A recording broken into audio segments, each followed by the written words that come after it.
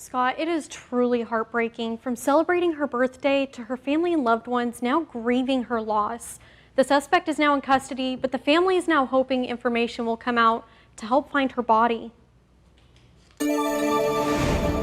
It has been something that has changed our lives completely. From celebrating her 30th birthday to taking her last breath in the same night, Yanira Cedillos had her life taken from her much too short. That was my last actual message with her, telling her happy birthday, that I loved her and I couldn't wait to celebrate her. Yanira's family says she was a bright light in their lives. She was always laughing. She was so silly. She was just the life of the party all the time. And prided herself on being a mother to 3 children. She loved her kids. Her whole world were her kids. So just living life with them. Her sister says Yanira was out celebrating her big milestone with her friends when her ex-boyfriend Juan Gastelum began texting and calling her several times, causing Yanira to end her night of celebrating. She ended up leaving the bar and called a friend to pick her up. And he ended up getting there before the friend did. None of her friends would have thought that when she stepped out of those doors that night, it would have been the last time they saw her. It's something that we still haven't wrapped our minds around, and it just feels so unreal. Leading to a conversation the family will never forget. That's the first words that came out of their mouth, like, she's gone. It was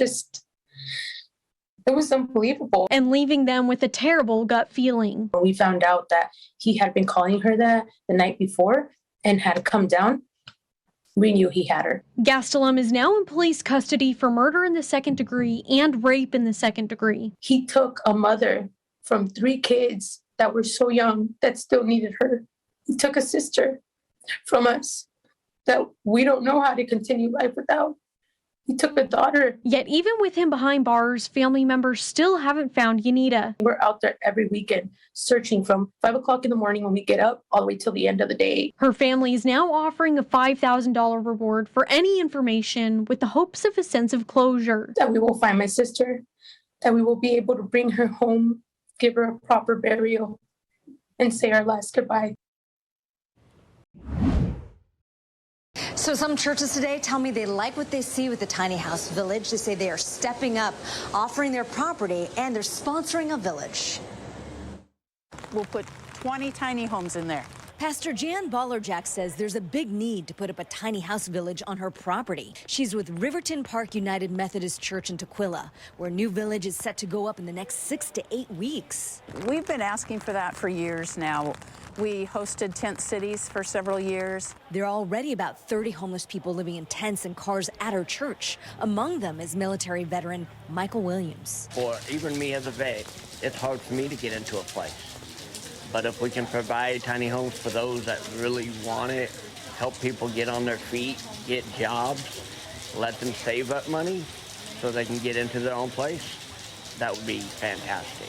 Another Tukwila church that's volunteered to open up a tiny house village and could be seeing one go up in the next 60 days is Miracle Temple Church. Pastor Henry Jenkins reached out to Low Income Housing Institute, or LIHI, a long time ago to host a tiny house village on his property. His church is going through a remodel and services are being held elsewhere. Several homeless people are camping on his property. It's going to be houses all through here. Pastor Jenkins says adding a tiny house village makes sense. We're excited about helping people. Right now, Low Income Housing Institute operates 17 tiny house villages throughout the region.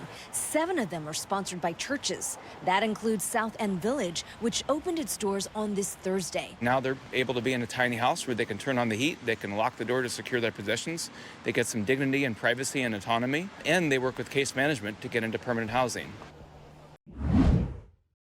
Oh yeah, Michelle, and it's only going to get busier. Now, we've been here since about 10 a.m. this morning. It's 4 p.m. now, and take a look behind me. There's still long lines of people. Most of the travelers I talked to today are here for leisure travel. If that's the case for you for the next coming weeks, then you are in for an overwhelming amount of company here with you at SeaTac.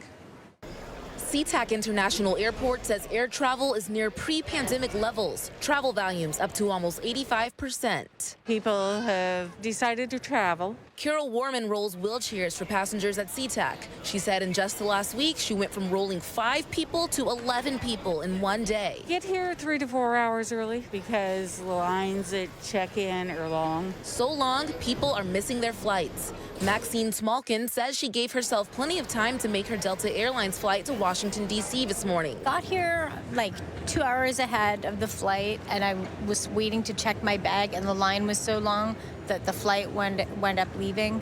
I wasn't able to check my bag and make it through airport security. She said she waited for hours, and other people in the long line missed their flights as well. I would prefer that they had more people on staff, but I understand due to COVID, there's probably people calling out, but they really only had 3 or 4 people behind the, rebooking. I've reached out to Delta Airlines for comment on their lack of staff at the ticketing counters today. They said in part, Delta people continue working hard to deliver the operation customers have come to expect from us, despite managing through challenges that include lingering impacts of air control and weather issues. It's not just Delta Airlines passengers who've struggled today. There were large groups of people at the Alaska counter as well checking in for flights. Hey everybody, I'm Eric Johnson from KOMO News. Thanks for checking out the KOMO YouTube channel. You can see more of our videos right here by clicking on the video links for more news from the Seattle area and all of Western Washington. And don't forget to click the subscribe button below